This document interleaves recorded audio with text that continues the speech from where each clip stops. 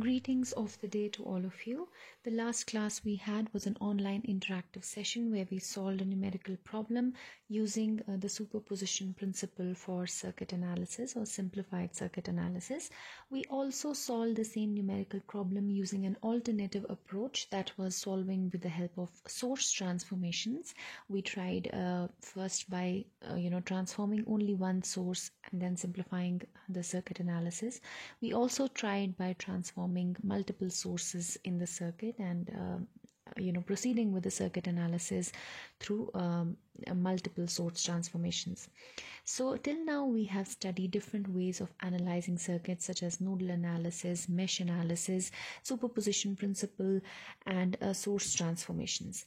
Today we are going to study about the Thevenin theorem, which is another way of circuit simplification for easy analysis of complex linear networks. So basically, Thevenin theorem says that if you have a network of sources and resistances, a large number of sources and a large number of resistances, together they are forming a complex linear network, a large linear network. And in this circuit, there is a particular set of terminals, say A and B, across which you have connected a resistance, let's call it RL. So this is basically a large network of resistances, sources, dependent, independent sources, and then amongst all these different elements is one element RL, which is your element of interest. You call it the load resistance because it may be possible that in your application you may be varying this particular resistance, and it is your resistance of interest or as a user. Now whenever you change this particular value of resistance RL, you will have to repeat your entire analysis for all the complex network variables, all the voltages and currents and all the resistors in the network. You will have to account for all of them. Every time you change RL, you will have to repeat your nodal and mesh analysis or whichever method you're using, and it can be a little complicated if the network is large. Now using Thevenin theorem, what you basically do is that you generate an equivalent network for a large linear network of sources and resistances by a simple voltage source in series with a resistance.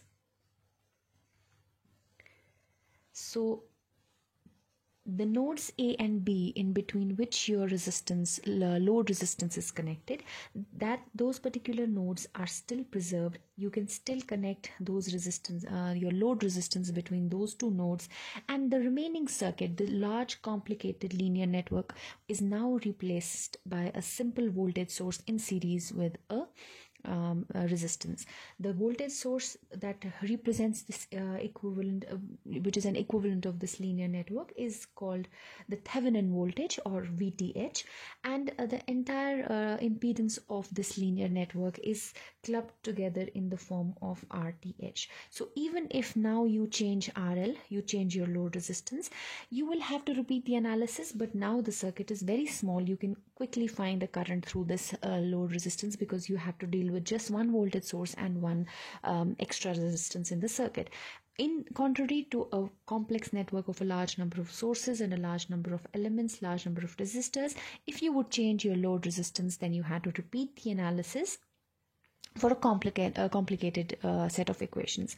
This becomes much easier. So basically Thevenin theorem says that you can simply generate an equivalent network of a large linear network by replacing it with a simple voltage source in series with a resistance, Thevenin voltage source VTH with a series Thevenin resistance RTH.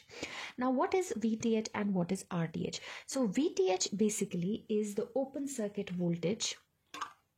So it says that this network can be, basically you're finding Thevenin network between the nodes A and B. So VTH is the open circuit voltage VAB. So if you have this network, you find this voltage, the open circuit voltage, between your terminals of interests. So if your terminals of interest are A and B, you open circuit these two terminals, you remove the load resistance, you open circuit them, and you find the equivalent voltage appearing across these two terminals. That is your open circuit voltage, and this particular voltage becomes your voltage source in the Thevenin equivalent network. So this is your VTH. How do you find RTH? To find RTH, you basically find the equivalent resistance between your nodes of interest, that is between say A and B nodes, the equivalent resistance between A and B when you have removed the load resistance. So you have removed the node resistance and you have disabled all the independent sources.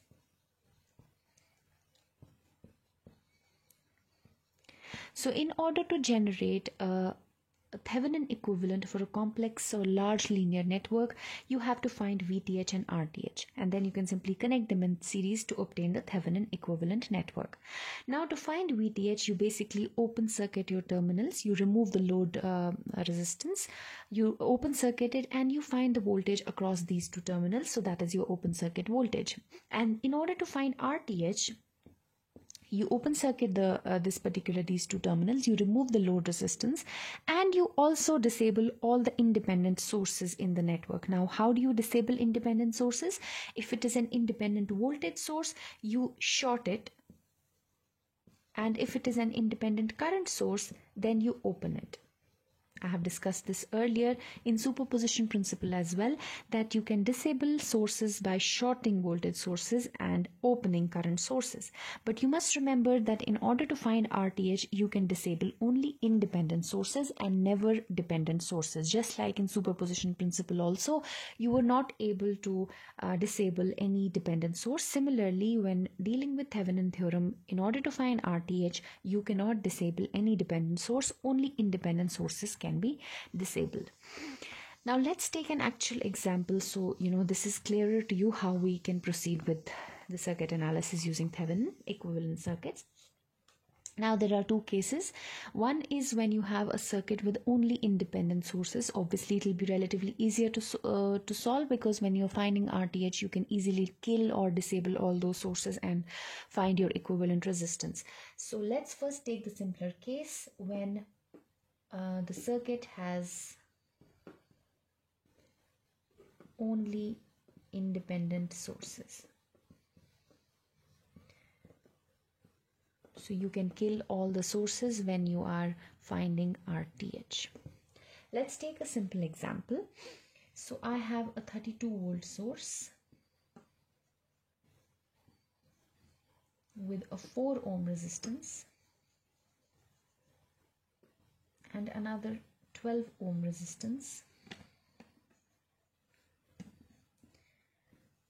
This is 4 ohm, this is 12 ohm, and then you have a current source of 2 amperes, again independent in nature, and then you have another resistance, say 1 ohm, and finally your terminals of interest, that is A and B, in between which you have connected some load resistance RL. The first thing to do is open circuit the load resistance RL, because you need to do that even when you are finding VTH as well as when you're finding RTH. So let's just open circuit RL. We remove RL because we have to find the equivalent circuit for the rest of the linear network except for RL, because RL is subject to change as per the user's requirement. So once we have open circuited RL, let's start by finding VTH. So VTH is nothing but the open circuit voltage available over here, right? So I have to find the voltage over here in the circuit. In my opinion, I personally feel that applying mesh analysis would be easier. So let me just call the current in this the first mesh as I1. So let's use a blue pen over here. We have current I1 going in the clockwise direction, so this is I1 here, and then let's say current I2 is flowing in the second mesh over here, so this is I2, and we will naturally know that the current through the 12 ohm resistor over here will be I1 minus I2 from KCL, of course. So this current is I1 minus I2. Now let's apply mesh analysis in the first mesh. We have a rise in voltage, so minus 32, plus drop in voltage, so plus 4 times I1, and then another drop in voltage because current is flowing in this direction, so it will produce a drop along its direction of flow, so plus 12 into I1 minus I2 is equal to 0. Now this is a mesh analysis. This circuit has only two meshes because this mesh is not complete. Your circuit is not complete. It's not a mesh because there's an open circuit over here. You have only two meshes. However, you can apply a mesh analysis or KVL only in one of the meshes because the other mesh has a current source, and you know that when you have current sources while you're doing mesh analysis, the other equation has to come from KCL. You are falling short of one equation, that equation will come from KCL. So from KCL over here, if we apply KCL on this node, we know I2 is entering the node. I2 is entering the node. 2 ampere current is also entering the node, so plus 2 ampere. And what is leaving the node? There is no current in the third mesh because there is an open circuit. So this current is 0. So minus 0 is equal to 0, which gives us a second equation, that is I2 is equal to minus 2 ampere. Right? Now if we substitute for I2 over here, we can easily find I1.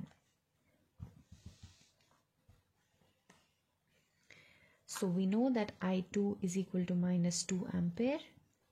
Let's now find I1. So I1 is 16 times I1 is minus 32 plus this is minus plus 24, that becomes minus 8, that goes on the other hand, so that is 8. So I1 over here is 8 by 16, that is 0.5 ampere. So I1 is 0.5 ampere and I2 is minus 2 ampere. So I have both the currents, but what do I have to find? I have to find VTH, right? So VTH in this circuit is simply equal to the voltage over here will be equal to the voltage over here because there is no drop in this 1 ohm resistance because there is no current flowing in the 1 ohm resistance, right? So whatever voltage is here, the same voltage is here, and because it is in parallels with the 12 ohm resistor, so the same voltage is here as well. The same voltage appears at VTH because there is no drop happening on the 1 ohm resistance, so this VTH comes directly parallels to the 12 ohm resistance, right? So what is VTH now? It is the 12 ohm resistance into the current flowing through the 12 ohm resistance, that is I1 minus I2. If you have defined current in the opposite direction, then please make sure you take a minus sign while finding VTH. But since I have taken this direction of current, which is along the signs taken for VTH, therefore 12 times I1 minus I2 is my VTH, which is 12 times I1 is 0.5 minus I2 is minus 2, so plus 2 ampere, that is 2.5 into 12, that is 30 volt. So the circuit that I had in the first place can now be replaced by a voltage source of 30 volts in series with a resistance that we are now going to find.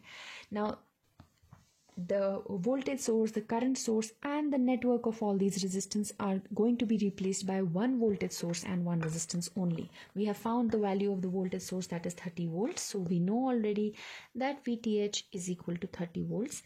We will now find RTH, or the resistance. To find RTH, the first thing is to remove the load resistance. We have already done it. So we will find the equivalent resistance between the terminals A and B while we have killed all the sources in the circuit, independent sources in the circuit. So we have an independent current source which we will kill by opening. So we have opened it, and we have an independent voltage source which we will kill by shorting, of course. So this has been shorted. which means it is killed. Voltage across it is 0. The current source has been killed, which means current through it is 0 by open circuiting it, right? We are not concerned with the current variables that we have defined. So let me just simply remove these.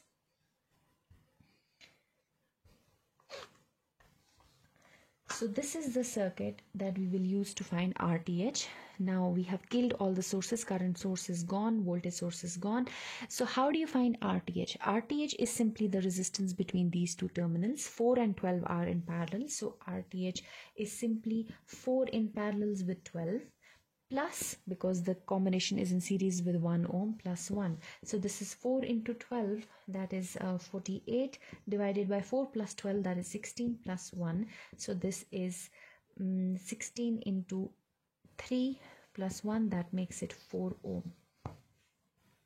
So our equivalent Thevenin equivalent for the circuit that we had shown in the beginning is simply a 30 volt circuit, a 30 volt source in series with your RTH, which is a 4 ohm resistance, and then you have preserved the nodes A and B. You can connect any load between them, analyze solve for the currents and voltages just by using a Thevenin equivalent circuit, and it's as good as solving all those meshes and all those loops that you had for a number of sources and number of resistances in the circuit.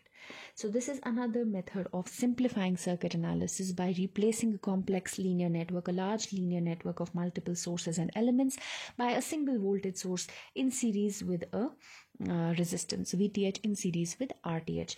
Now there is another example that we will do, but this time we will take a circuit with dependent sources, and you know that when you are doing superposition principle or when you are doing Thevenin theorem, you cannot disable your dependent sources. So as far as finding VTH is concerned, you anyway do not have to disable anything. VTH to वैसे ही you can simply solve for it, but when you find RTH, that time you disable the independent sources. However, you have to retain the dependent sources in the circuit and find RTH. So how do we do that? Let's take an example for that. So let's take the second case, that is your example with dependent sources.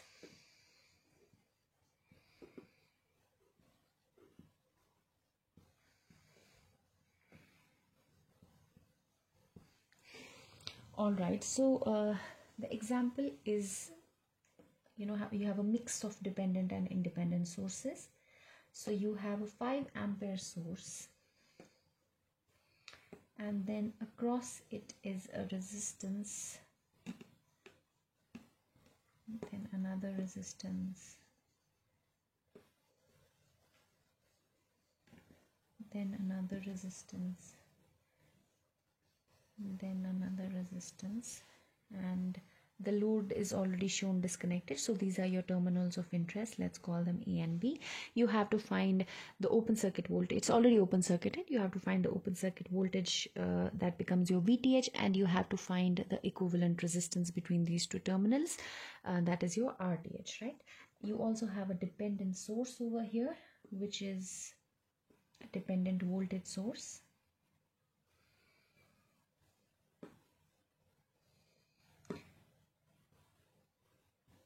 If this is the voltage Vx, then the voltage across the dependent voltage source is 2 times Vx, right? And apart from that, what is known to you is the value of the resistance. This is 4 ohm, this one is 2 ohm, this one is 6 ohm, and the final over here is 2 ohm. Let's first begin by solving for VTH, because we know that when we find VTH, we do not have to kill any sources. Let's simply proceed by finding the voltage between the terminals A and B, that is your VTH, right? So this is the voltage that we have to find. Fine. Now to find this voltage, we basically have to, because we know it's open circuited here, so no current is flowing over here. What we know is that the voltage across this 6 ohm resistor will be simply equal to VTH. So to find that voltage, we will have to solve this remaining circuit, and we can either do it through mesh analysis or we can do it through nodal analysis. I would like to do nodal analysis, but if anybody wants to do mesh analysis, they're most welcome to do that. So let's take this one as our reference node or the ground node, and then this is the first node, this one. Let's call it Vx because this voltage is already defined as Vx, so I can call it as Vx. You can call it V1, but then V1 will obviously be equal to Vx because the voltage that you define here is the voltage of this point with respect to the ground, and that is simply Vx. You can see it already defined by this by the question itself. So let's call this voltage as Vx. Then we have another node over here. Let's call it maybe Vy. And then we will not go any further because there are no currents that are going to flow here, so there is no sense of applying KVL over the right hand side. So let's first apply KCL. Let's apply KCL on the node X. So we have 5 ampere entering the node, so that is 5 ampere entering the node, and then we have some current is flowing in this direction. That current will be leaving the node, so that is minus Vx by 4, right? And we cannot write the current in this branch because we do not know the current flowing in a voltage source. So this is a classic case of a voltage source in nodal analysis, which means a voltage source between two non-reference nodes, which means that you form a super node. You club together these two nodes and you form a super node, and anything connected between the two nodes, you do not have to write KCL equation over there. You could of course write KCL on the 2 ohm resistance, but you are not going to going to write any KCL there because any element appearing between the two nodes that you have clubbed, you neglect it for a while. Okay, so we have applied we have 5 ampere going into Vx, and Vx by 4 is coming out of Vx. Then we simply move to the other side of the super node. We have no current going here because it's an open circuit, but we do have some current flowing out of the node, that is minus times Vy by 6. And this whole thing is equal to 0. So that's our nodal analysis applied on the super node itself. Now, because we have clubbed together 2 nodes, we have fallen short of one equation, which we will get from KVL while we are doing nodal analysis. Now, if we want to do KVL, we can simply, write KVL equation over here. I can say that this current over here is this voltage over here is Vx, right? So this is a voltage rise, so I can write it as minus Vx, and then I can write this voltage again as a rise. I can write it as minus 2Vx. I'm writing a KVL equation, minus Vx minus 2Vx, and then I can come down over here. This will be a drop produced like this. So plus, what is this voltage over here? That is Vy itself, right? Or you can say current 6 ohm into current flowing through this, which is Vy by 6 itself. So this is basically simply Vy.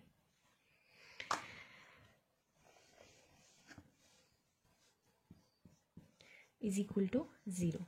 The first equation I got from applying KCL on the super node. So I have 5 ampere entering, Vx by 4 leaving, then Vy by 6 leaving. So that gives me first KCL equation. The second equation I get is by applying KVL on this loop. You can also apply it on just this part, just this particular mesh, just 2Vx and on this 2 ohm resistance. If you apply KVL over here, that should also give you a suitable answer. I just found it easier to apply KVL over here. There are different ways of solving a single circuit. There are different approaches. As long as you're following all the basic rules, all approaches are correct. You can take this mesh as well. I took the bigger mesh, the outer mesh. It's okay, completely okay if you take the inner one. Okay, so we have 2 equations now. The first equation is Vx by 4 plus Vy by 6 is equal to 5. The second equation is minus 3Vx plus Vy is equal to 0. Let's solve for Vx and Vy. So we have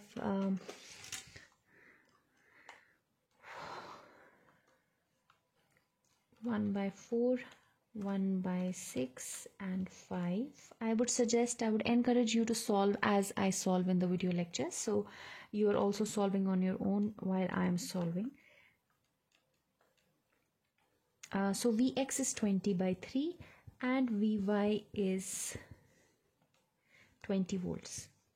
Right, so Vy is 20 volts and incidentally Vy is also Vth because this is Vy, this voltage over here is Vy, then there is no drop in the 2 ohm resistance because there is no current flowing through it, there's an open circuit. So voltage over here is directly equal to the voltage at this point. So Vy is equal to Vth is equal to 20 volts. So you already got your voltage in the circuit, that is 20 volts. Now this was not the tricky part because whether when you have to find Vth, whether you have dependent or independent sources, the procedure is more or less the same. Of course, if you have the circuit has current as well as voltage sources, then you will have to use either super meshes or super nodes in the analysis. But because you're not disabling or killing any sources, so nothing is different in terms of finding Vth when you're doing independent and dependent sources. But the difference comes when you have to find the RTH, the resistance. We have found Vth, that is 20 ohm. Now let's find RTH. In this circuit, if I have to find RTH, I know I can kill or disable all the independent sources. So I'm going to disable my independent current source, so by open circuiting it.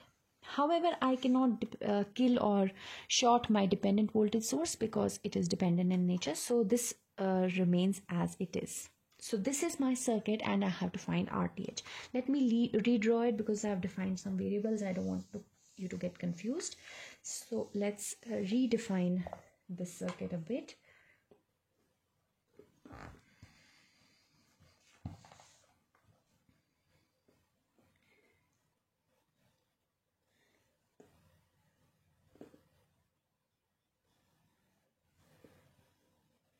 I have killed the independent source of 5 ampere, but I have retained the dependent source of minus 2 Vx, right? So this is 2 ohm and then this over here is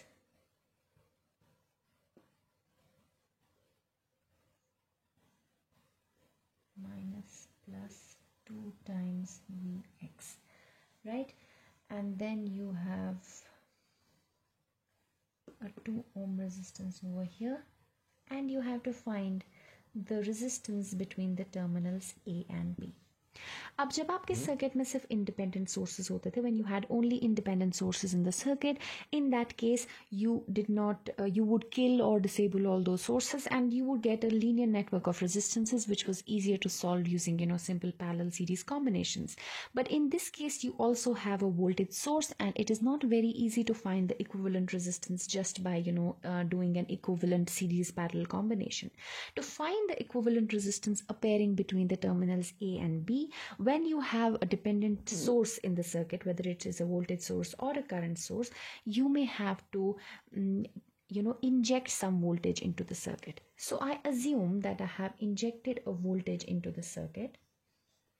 Let's call that voltage as, say, V in or V out or V naught. Yeah, let's say that I have injected a voltage V naught into these terminals A and B, and obviously when I apply a voltage source on some terminals, it is going to inject some current I naught into those terminals. Now let's take this whole thing as a black box, like a linear network, and you have applied a voltage source V naught into this linear network, onto this linear network, and it is injecting a current I naught into this linear network. Then it is obviously known to you that the equivalent resistance of this network is equal to, that is your RTH, is equal to V naught upon I naught. So when you have sources in the circuit, you will basically you have a dependent source in the circuit, so you will basically apply some voltage V0 onto the circuit and find I0. Then you will find V0 by I0, that gives you the value of resistance, that is RTH. To make your circuit analysis simpler, you can either keep V0 as it is, so it will always work, you'll always be working in terms of the variable V0. But if you're not very comfortable working in terms of variables, it's better to take V0 as 1. So just assume that you have injected 1 volt into the circuit, then obviously R will be equal to, RTH will be equal to 1 upon I0. So you will find I0, 1 upon I0, that gives you your RTH. Fine. Now let's solve the circuit. I have applied 1 volt. I already have VTH as 20 volt. Now I have to find RTH, that is V0 by I0. I'm applying 1 volt onto this circuit. I personally feel it has only voltage sources, so it will be easier to apply mesh analysis on this circuit. So I have 3 meshes, 1, 2 and 3, and let me say that current I1 is flowing in the first mesh. The second mesh, I will define the current in the anti-clockwise direction, because this is the current that I have to find I0, so that later on I can find RTH. So this is I0 flowing into the circuit in the second mesh, or you can say the third mesh. And the second mesh, I can say that current flowing in the second mesh is, say, I2. I have again defined it in the anti-clockwise direction. You can very well define it in the clockwise direction if you're comfortable with that. So if this is I2 and this is I0, this is in series, so this current is also I0. And this is I2, this is I0. If I wanted to find the current in this direction, then this particular current is going to be I0 minus I2. So I0 minus I2 adds up with I2 to give you I0. This is simple KCL applied at this node. So this is I0 minus I2. If this is I1 and this is I0 and this is I0 minus I2, let's find this current over here. This current will be equal to, you have I1 entering the node, you have I2 entering the node, and you have I0 minus I2 leaving the node, and then another current, say minus A leaving the node. So A will be equal to I1 plus I2. So this current over here is I1 plus I2 if I have taken this direction. Of course, if you take opposite directions, you will get opposite values. That's okay. Take any direction of current that you're comfortable with. Now I don't want to work in terms of voltages, because I'm doing mesh analysis and it's easier for me to work in terms of currents. So let me just find a substitute of Vx in terms of current as well. This voltage is Vx across the 4 ohm resistance, and the current flowing through the 4 ohm resistance is I2. So I know that 4I2 is equal to Vx, which also tells me that 2Vx is equal to 8 times I2. So I can simply replace this voltage source with a value 8 times I2. The voltage across it is 8 times I2. Now let me apply, because I have all variables in terms of currents, let me apply mesh analysis. Let's first start with the first loop. I'm going to go in the clockwise direction because that's how I have defined my current. I'm going along voltage rise, so it is minus 8 times I2. Then there is a drop produced by I1 plus I2 in the 2 ohm resistance. So plus 2 times I1 plus I2 is equal to 0. So that is my first equation. Now moving on to the second mesh, I will go in the anti-clockwise direction because that's how I have defined my current. If you're free to define your current in the opposite direction. So then you can just apply your KVL in the opposite direction. But since I have defined it in the anti-clockwise direction, I will go along the same direction. So let me start from here. I'm going along voltage drop from positive to minus, so I take it as positive. It is 4 ohm resistance being carrying a current I2, producing a drop 4 times I2. Then if you see my current directions, I'm going along voltage rise because I have defined current in the downward direction. So if I go like this in the loop in the anti-clockwise direction, then I'm going in a voltage rise. I take voltage rises as negative, so minus 6 times. What is the current through this? It is I0 minus I2. And then I'm going again along the drop, so plus 2 times I1 plus I2 is equal to 0. So now this is my second equation. Now let's write the third equation on this loop. Again, I will go in the anti-clockwise direction because that's how I have defined my current I0. I have applied 1 volt. It is a voltage rise, so minus 1, then plus 2 times I0, and then plus 6 times I0 minus I2 is equal to 0. I have 3 equations in terms of I1, I2 and I0. Let's just simplify these and write it in a proper form. You have this is 2 times I1 minus 6 times I2 minus 6 times I2. There is no I0, so plus 0 times I0 is equal to 0. This is my first equation. The second equation is 2 times I1. 6 plus 4 is 10 plus 2 is 12 plus 12 times I0 plus 12 times I2 minus 6 times I0 is equal to 0. And the third equation has no coefficient in I1. In I2 it is minus 6 only, so minus 6 times I2, and then in I0 it is 6 plus 2, that is plus 8 times I0, that is equal to plus 1. So these are my set of 3 equations. You can form a matrix, write it in matrix form: 2, 2, 0, minus 6, 12, minus 6, 0, minus 6, 8 and 0, 0, 1. Then use Cramer's rule, find the determinant of this matrix, that is your delta.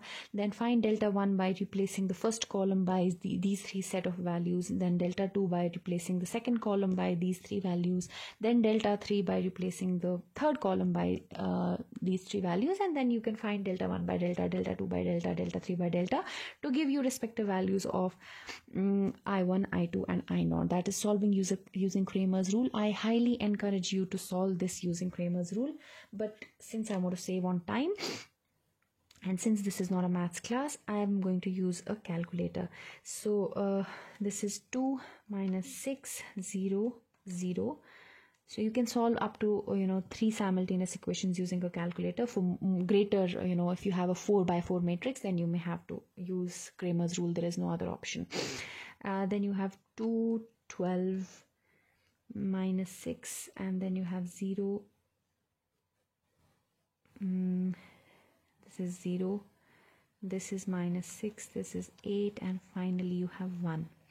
So this gives you the result I1, the first variable I1 is equal to 1 by 6. The second variable I2 is equal to 1 by 18. The third variable, that is I0, is 1 by 6. But your variable of interest is only I0 because you were doing this, all of this you did to find RTH. And you know that RTH is equal to V0 upon I0. And V0 you have taken as 1 volt. I0 you have found out to be 1 by 6. So your RTH is 6 ohm. Now this whole complicated circuit can now be replaced by a voltage source. You have already found out VTH to be 20 volt in series with a resistance, and the value of that resistance you just found out to be 6 ohm between the same set of nodes A and B. So you had dependent sources, current, voltage, all of that, and you have just contracted all that information within one voltage source and a series equivalent resistance using the Thevenin theorem. So that was all for today. I think I would suggest you to practice some more problems on Thevenin theorem with more, especially with dependent voltage sources, because they're slightly tricky to solve. As a recap, I will briefly discuss what Thevenin theorem is. Basically, if you have a large network of a number of elements, resistances, voltage sources, current sources, dependent or independent, you can simply replace an entire linear network by a single voltage source in series with a single resistance, the voltage source being known as the Thevenin voltage and the resistance called as a Thevenin resistance. Now VTH is simply the open circuit resistance, the open circuit voltage between your two nodes of interest, Jin nodes के बीच में आपको अपना equivalent circuit ढूंढना है, your Thevenin circuit that you have to find in between those two nodes. So it is simply the open circuit voltage between those two nodes, and RTH is simply the equivalent resistance between those two nodes. Of course, after having removed the load resistance, the equivalent resistance between those two nodes when you have disabled all the independent current sources in the network. So if you have only independent sources, then finding RTH is easy because you have disabled all of those independent sources and your network looks like a purely resistive network of resistances. You can simply use parallel series combinations and find RTH. However, if you have a dependent source in the network, something like this, then in that case you cannot kill or disable your dependent source. You have of course disabled your independent source, whether it is voltage or current, and then in that case you cannot simply find RTH by using a series parallel combination because you have to keep this in mind. So to solve this circuit, you inject a 1 volt voltage on those terminals, the terminals of your interest, and you find the current injected I naught or whatever you want to call it, I, A, B, C, D, whatever. You find the current injected by this 1 volt source into this circuit. Naturally, the equivalent resistance of the whole network will be equal to V naught upon I naught, and that is your RTH. So this was about the Thevenin theorem. I would highly recommend you to solve a few questions on Thevenin theorem with dependent as well as independent sources. That's all for today. In the next lecture we will discuss the Norton theorem, and maybe after that maximum power transfer theorem, and after that we will have an online interactive session. That's all for today. Thank you very much.